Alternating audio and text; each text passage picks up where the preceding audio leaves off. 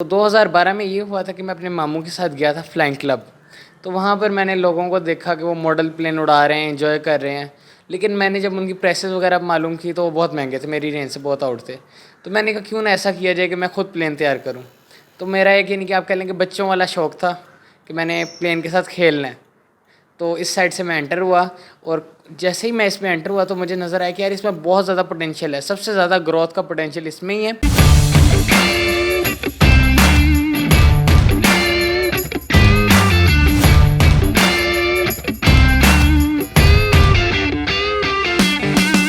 अस्सलामुअलैकुम नाज़रीन, inside TV के साथ मैं हूं आपका होस्ट सामे। नाज़रीन, पाकिस्तानी नौजवानों में सलाहियत और हुनर की कोई कमी नहीं है। ऐसे ही एक नौजवान मोहम्मद अब्दुल्ला के साथ हम मौजूद हैं कि जिन्होंने 19 साल की उम्र में ऑटोनमस प्लेन बनाया और ये प्लेन बनाने वाले पाकिस्तानी कम उम्र तरीन है। तो इनसे जानते हैं कि उन्होंने किस तरह ये तैयार किया और कितना इनमें टाइम लगा। तो चलिए इनसे बात करते हैं। अस्सलामुअलैकुम। वालेकुम सलाम। सर, आपने कितनी देर में ये प्लेन जो है वो आप कब से इस चीज़ को परस्यू कर रहे हो और कब से आपको ख्याल आया कि प्लेन बनाना है? मैं वैसे प्लेन जो है वो 7-8 साल से बना रहा हूँ, लेकिन जो ऑटोनमस प्लेन का प्रोजेक्ट है ये मैंने 2 साल पहले शुरू किया। जब मैंने पहली दफ़ा प्लेन बनाया था तो मैंने इंटरनेट से प्लान्स डाउनलोड करके किसी का जो डिज़ाइन था वो तैयार किया था। उसके बाद क्योंकि मुझे इसमें कोई फ़ीचर नहीं नज़र आ रहा था, ये तो यानी कि एक किस्म के मॉडल या आप कह लेंगे टॉय खेलने के लिए होते हैं, इंजॉय करने के लिए। तो क्योंकि मैं इसको थोड़ा सा इंजीनियरिंग साइड पे लेके जाना चाह रहा था तो मैंने फिर अपना डिज़ाइन करना शुरू किया प्लेन। और उसके बाद 2018 में मैंने प्रोग्रामिंग सीख के अपना एक कंप्यूटर डिज़ाइन किया जो कि एक ऑटोनमस प्लेन चला सकता है, जो एक प्लेन को खुद उड़ा सकता है बगैर पायलट के। और 2018 में मैंने इसको शुरू किया था और ये क्वारंटीन के दिनों में इसको मुकम्मल किया मैंने। तो आपको ये ख्याल कहाँ से, आपने एक आइडिया कहाँ से परसीव किया कि मुझे प्लेन बनाना चाहिए? क्योंकि 12 साल की उम्र में तो हमें नॉर्मली खुद पाकिस्तान में ये नहीं पता होता कि हमने करना क्या है, हमारा विजन क्या है। तो आपने उस टाइम पे अपना जो है वो एक चीज़ का अंदाज़ा कर लिया कि मुझ में ये टैलेंट है और मैं ये कर सकता हूँ। मुझे एक्चुअली इलेक्ट्रॉनिक्स का और कंप्यूटर वगैरह का बचपन से काफ़ी ज़्यादा शौक़ था। जो भी मेरे पास खिलौने होते थे मैं उनको खोल के टेस्ट करता था कि क्या चीज़ है। तो 2012 में ये हुआ था कि मैं अपने मामू के साथ गया था फ्लाइंग क्लब। तो वहाँ पर मैंने लोगों को देखा कि वो मॉडल प्लेन उड़ा रहे हैं, एंजॉय कर रहे हैं। लेकिन मैंने जब उनकी प्राइसेस वगैरह मालूम की तो वो बहुत महंगे थे, मेरी रेंज से बहुत आउट थे। तो मैंने कहा क्यों ना ऐसा किया जाए कि मैं खुद प्लेन तैयार करूँ। तो मेरा एक यानी कि आप कह लेंगे बच्चों वाला शौक़ था कि मैंने प्लेन के साथ खेलना है। तो इस साइड से मैं एंटर हुआ और जैसे ही मैं इसमें एंटर हुआ तो मुझे नज़र आया कि यार इसमें बहुत ज़्यादा पोटेंशियल है, सबसे ज़्यादा ग्रोथ का पोटेंशियल इसमें ही है। और सेकेंडली पाकिस्तान जो है ये इस चीज़ में ड्रोन वगैरह में या प्लेन्स वगैरह में बहुत पीछे रह गया हुआ है। पूरी दुनिया जो है इस पर बहुत ज़्यादा इन्वेस्ट भी कर रही है और बहुत ज़्यादा इनकम भी आ रही है इस चीज़ से, लेकिन पाकिस्तान इस फील्ड में बहुत पीछे था। तो मैंने कहा मैंने इस चीज़ को परस्यू करना है और अपने कंट्री के लिए परस्यू करना है। और ये जो ऑटोनमस प्लेन था ये स्पेसिफिकली मैंने इस वजह से डिज़ाइन किया था कि अपनी जो हमारी पाक आर्मी या आर्म फोर्सेस हैं इनको इक्विप किया जा सके जदीद तरीन असले के साथ। तो हमें ये बताएं कि वैसे नॉर्मली तो प्लेन सभी तैयार करते हैं, बहुत से लोग बना लेते हैं प्लेन्स। तो ऑटोनमस प्लेन क्या है, उसमें क्या डिफरेंस है जो बाकी प्लेन्स बनाते हैं उनमें से? एक्चुअली ऑटोनमस प्लेन एक ऐसा प्लेन है जिसको उड़ाने की पायलट की ज़रूरत नहीं है, वो खुद उड़ सकता है।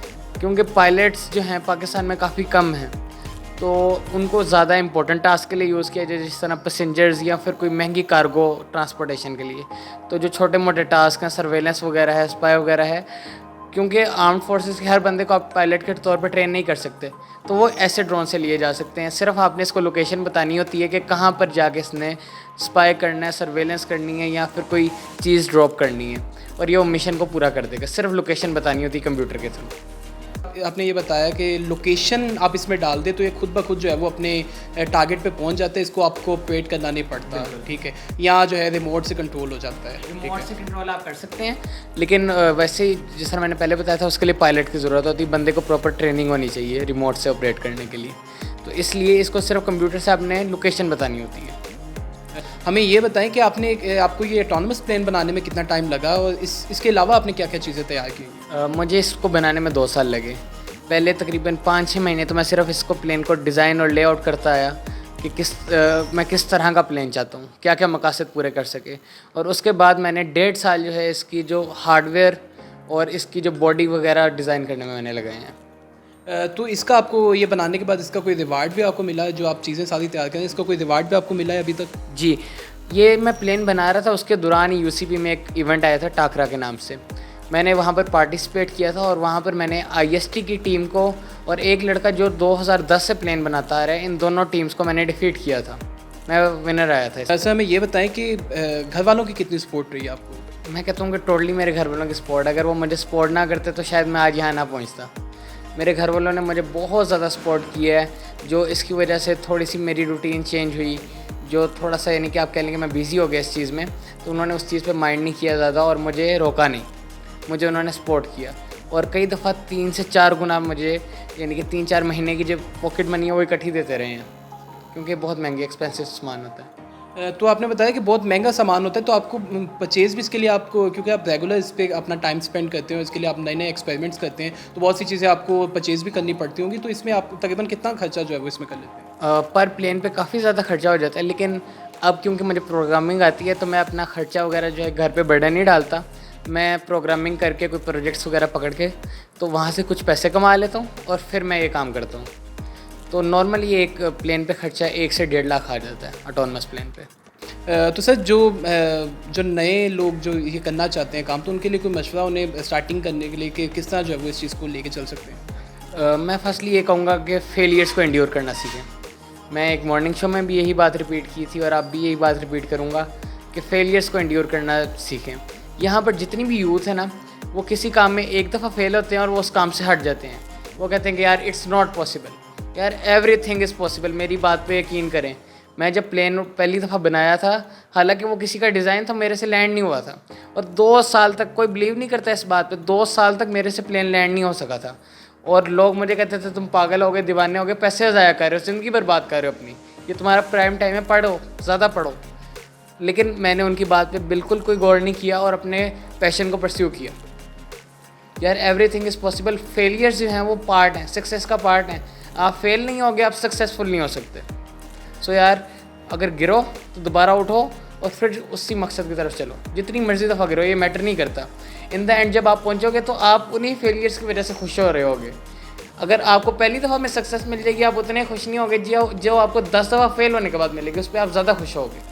तो हमें ये बताएं कि इस काम में जो है वो जब आपने ऑटोनमस प्लेन बनाया है अभी, तो इसके बाद आपको इसका कोई पेड कोई प्रोजेक्ट भी मिल रहा है आपको कि नहीं, अभी ये आप अपने शौक़ के लिए बना रहे हैं? नहीं, अभी तक मुझे कोई पेड प्रोजेक्ट नहीं मिला, क्योंकि ये जो है नॉर्मल बंदे के यूज़ के लिए नहीं है ये चीज़। ये सिर्फ जो है डिफेंस फोर्सेस या आर्म फोर्सेस यूज़ कर सकती हैं, क्योंकि इस तरह का खुद ही उड़ने वाला प्लेन कोई आम बंदे के इस्तेमाल की चीज़ नहीं है। तो आपकी लाइफ का क्या गोल है? क्या आप करना क्या चाहते हैं इस चीज़ से, अपने इस टैलेंट से आप पाकिस्तान को किस तरह सर्व करना चाहते हैं? मैं फर्स्टली तो पाक आर्मी को सर्व करना चाह रहा हूँ। उसके अलावा मैं ड्रोन्स से काफ़ी सारे और मकासद पूरा करना चाह रहा हूँ, जिस तरह के ड्रोन बेस्ड एम्बुलेंस और इसी तरह के और काफ़ी सारे प्रोजेक्ट्स, जिनसे हम पाकिस्तान को मॉडर्नाइज़ कर देंगे बहुत ज़्यादा। और जो बहुत ज़्यादा टास्क, जो मैन पावर अज़ाया हो रही है पाकिस्तान की, वो काफ़ी पॉजिटिव जगह पे लग सकेगी। तो अब्दुल्ला, आपने बताया कि आर्म फोर्सेस जो है ना इसे ऑपरेट कर सकती हैं और ये आम बंदे के यूज़ के लिए नहीं, तो आपने कोशिश की कि आप अपना ये जो टैलेंट है आप आर्म फोर्सेस को सर्व भी करना चाह रहे हैं, तो उनके साथ कोई कांटेक्ट करने की कोशिश की, उन्होंने आपको अप्रोच किया? नहीं, अभी तक उन्होंने किसी ने मुझे अप्रोच नहीं किया और मैं उनको खुद कांटेक्ट नहीं कर सका। तो आपकी क्या विश है कि कोई ऐसा कोई बन जाए सीन कि आपके साथ जो है वो आप उनके साथ काम करें, कोलैबोरेट करें? बिल्कुल, ये आप समझ लें कि मेरा ड्रीम है इस टाइम। तो प्रोग्रामिंग के मतलब आप बता दें कि आप डिफरेंट प्रोग्रामिंग प्रोजेक्ट्स करते हैं, तो प्रोग्रामिंग तो एक पूरा कोर्स होता है, 8 सेमेस्टर्स के लगते हैं और जो है वो बहुत से स्टूडेंट्स फिर भी वो नहीं गेट कर पाते, तो आपने किस तरह जो है वो ये टैलेंट लिया? मैंने जिस तरह के स्टार्टिंग में ही बताया था, मेरा बचपन से ही कंप्यूटर की तरफ काफ़ी रुझान था। तो ये प्लेन के साथ साथ ही ना मैं प्रोग्रामिंग भी सीख रहा था, क्योंकि मुझे एक ये शौक़ था कि यार किसी तरह ना ये जो रिमोट वगैरह जो सामान मैं बाहर से मंगवा रहा हूँ, ये भी मैं यहीं पर ही खुद ही तैयार करना शुरू कर दूँ। तो ये भी प्लेन के साथ साथ बैकग्राउंड में चल रही थी। फिर जब मैं डिज़ाइनिंग की हद पे पहुंच गया ना, जब मुझे आगे कोई पोटेंशियल नहीं नज़र आ रहा था कि आगे मैं कुछ बढ़ सकता हूँ, तो मैंने फिर प्रोग्रामिंग पे ज़्यादा ध्यान देना शुरू कर दिया और आहिस्ता आहिस्ता मैंने प्रोग्रामिंग टोटल सीख ली। 2 साल लगे थे मुझे सीखते हुए। नॉर्मली हमारी यूनिवर्सिटीज़ में ये होता है कि वो पुराने ज़माने की जो लैंग्वेजेस हैं वहाँ से सिखाना शुरू करते हैं, जो यूज़ नहीं होती हैं आज। तो इस वजह से काफ़ी ज़्यादा टाइम वेस्ट हो जाता है। तो मैंने उसी टाइम का, जिसे कहते हैं, एफिशिएंटली यूज़ किया और सीख ली। जी नाज़रीन, आपने अब्दुल्ला का इंटरव्यू सुना। अब्दुल्ला ने बड़ी अच्छी बात की कि जब तक आप नाकामी नहीं देखेंगे तो कामयाबी आपके कदम नहीं चूम सकती। आपको नाकाम जितनी बार मर्जी हो, try again till you succeed. तो इसी नोट पे अपने होस्ट को दीजिए इजाज़त। अल्लाह हाफ़िज़।